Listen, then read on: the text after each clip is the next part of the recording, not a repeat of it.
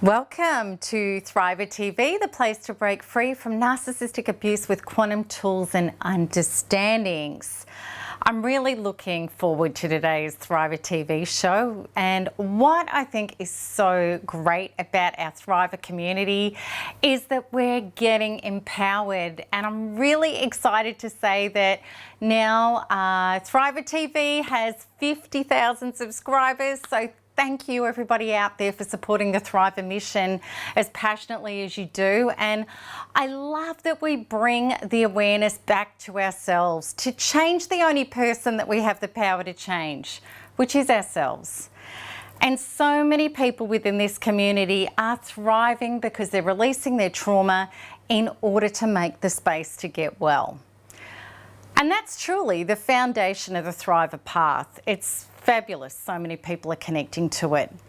And this brings me to this Thriver TV topic today, because it's about another integral part of our journey that not only helps bring our true self home, but it also allows us to take our focus off what narcissists are or aren't doing and trying to fix them and help them, which of course is at our own peril. And this really necessary stage is the understanding of the one thing above all else that separates a narcissist from a codependent. And I'm going to explain it to you in detail in this presentation. But first, there's some foundational information that's really important to grasp. Otherwise, the answer may not have the impact that it needs to have with you to have the greatest impact. So let's get started here. Many people can be confused and even quite terrified that they may be a narcissist when they realise that codependents and narcissists are both suffering from inner trauma, which generates the unconsciousness of looking outwards, trying to make other people responsible for our trauma, and getting stuck in the very normal human emotions of victimization and blame, and trying to do all sorts of things to self-medicate our inner trauma. In other words, all the things that we do to self-avoid, ranging from eating food to smoking cigarettes to workaholism to Facebook to sleeping to shopping to having sex, whatever it is, instead of healthy self-partnering and having the most important relationship we can ever have, that is the basis of our entire life, the partnering with our inner being. And we know that both narcissists and codependents are really struggling to do that. And it's a huge bucket of cold water over us when we realise the unconsciousness and the bottomless pit of trying to get love and approval, security and survival from outside of us, rather than being these things healthily on the inside. And before we deeply know that this similarity is what brings us and narcissists together, of course we believe that we were mere and powerless victims. But now we're coming into consciousness because we are looking within, which is the one and only antidote to taking our power back. And this is not about blame. This is acknowledgement of the powerful creators that we are, unconsciously or consciously, generating our own realities in ways that do or don't serve us. And of course, we want to be consciously generating in ways that do. Many of us, myself included, have questioned when coming into this realization of how similar our inner emptiness is to that of narcissists. We've asked ourselves, am I a narcissist, or am I suffering from narcissistic tendencies? One thing is for sure about the similarities. Codependency is a shared disease between narcissists and codependents. And people who get abused by narcissists are codependent, and so are narcissists. Meaning that we have similar wounding in that we're not yet whole and we're trying to get love, approval, security and survival from outside of oneself.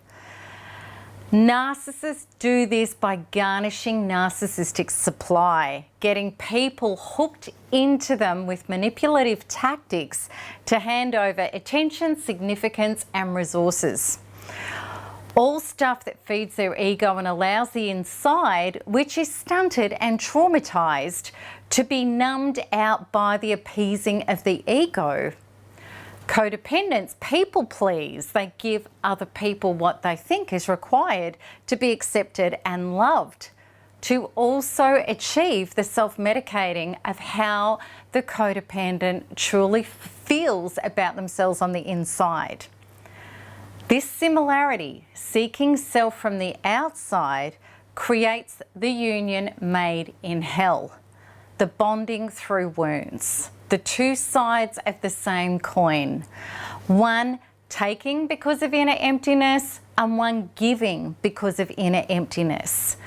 Codependents, like narcissists, feel empty on the inside and as if they need another person, other people, to grant them their sense of self and the stuff of life in order to feel okay. And as with the narcissist, so much of this is unconscious. It's not until we come out of our codependency that we start to understand what was disordered about what we were doing. We may sense that we're over-functioning and we're fending off feelings of anxiety and depression by keeping busy and hooked into things and other people's issues to try to avoid feeling the pain inside ourselves. And we may think that's really normal to do that and it's helpful. And we may not understand deeply what is really going on, namely that as a result of our wounds epigenetically from our ancestors and from our role models, that our inner identity has not yet developed as whole, which means that certain traumas are preventing that happening. The traumas of not feeling like we are enough as we are and having to try to prove our worth to the world to earn approval in order to be loved. When we're in survival, what we are doing is our normal. We know no other way to be. And we've probably been doing it ever since a small child. We may have been doing it for many successive lifetimes. How the emptiness manifests with the narcissist and the codependent is usually a little different in that the codependent has a conscience. There is a limit to what they will do to get filled by others. Codependents don't tend to purposefully annihilate others to get ahead. In fact, diminishing others is not what the codependent is about, even though they're controlling righteous behaviour. Trying to change others so that the inner anxiety can stop can be very painful for their loved ones. However, generally codependents have good integrity. They don't like doing the wrong thing. Whereas narcissists have already crossed the line into relinquishing all care for others and diminishing them in order to serve their one true God, the internal false self. As far as the narcissist is concerned, the end justifies the means, and a few corpses accumulated along the way, so be it. But it also should be known that if a codependent is triggered significantly, they can act out in ways that they are ashamed about, such as the dire need to retaliate, get even, or try to secure some safety or security when in deep infantile regression.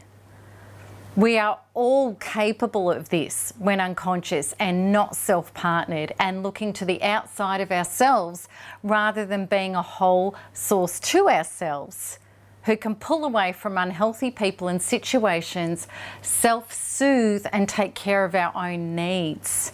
In other words, act like a secure, mature adult. It's our inner unhealed stuff that is underdeveloped, that is not allowing us to be there for ourselves at these times. The truth is, when a codependent is in an advanced stage of narcissistic abuse, they come across as incredibly narcissistic.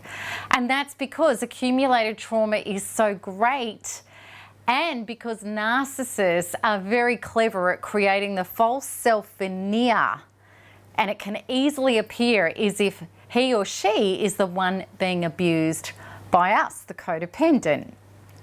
We all know how terrible that is when we suffer that old chestnut, the narcissistic switcheroony. Most of us have been there, and maybe you're still trapped there, and it's awful. So this brings me to the one thing that is the defining factor of whether a person is a narcissist or a codependent. And it is so important to know it. And it's nearly worthy of a drum roll. It is this big. It's so important. The one thing is this: the person who works on their inner wounds for real is not a narcissist, because they are coming out of the egoic disease, the unconsciousness of taking zero responsibility for one's inner being, which we talked about in the Wetico episode. It's the nil recognition of, I am the generative source of my own life. Narcissism is the killing off of the inner being of the true self. It's the purposeful divorce of the true self and the assigning of the false self to take over. It is the Wetico virus of unconsciousness, separation, and now because I'm disconnected from life and unity consciousness, I need to rape and pillage my environment. I'm a black hole who needs to suck it dry to survive. It's the prison of being in this state.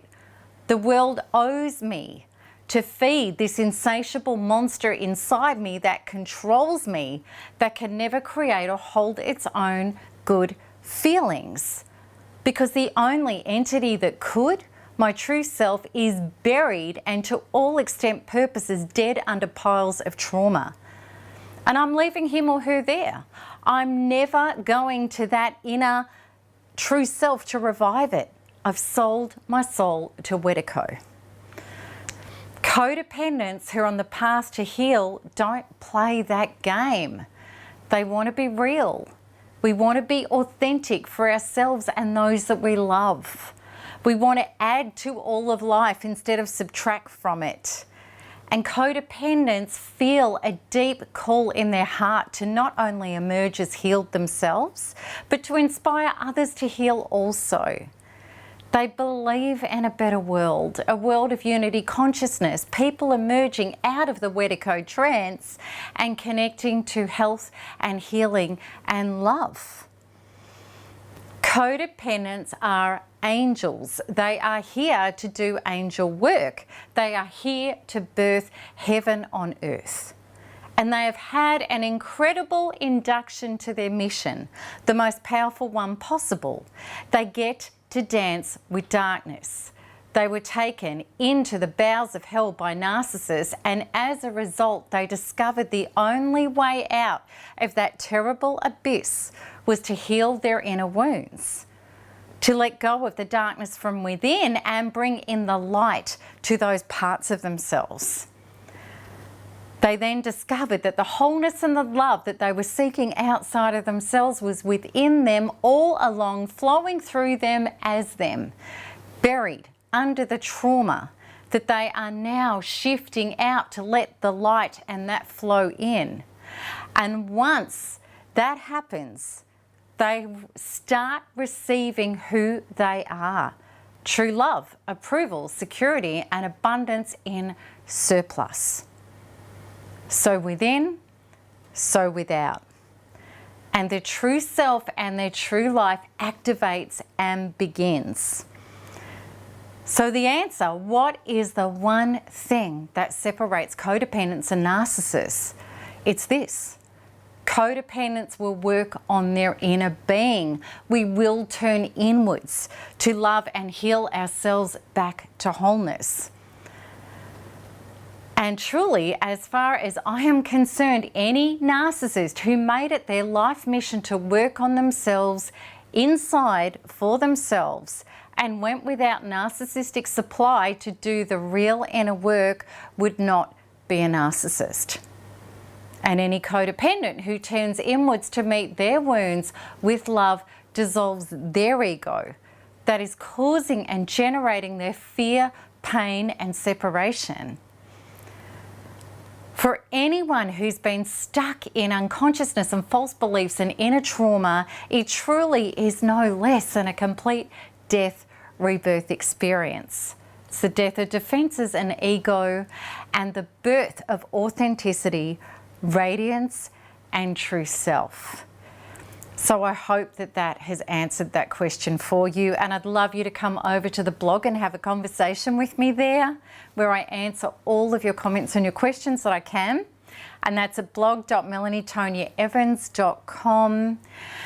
And until the next episode, keep smiling, keep healing, keep thriving, work on that inner being, because there's nothing else to do if we want to be the change that we want to see in the world.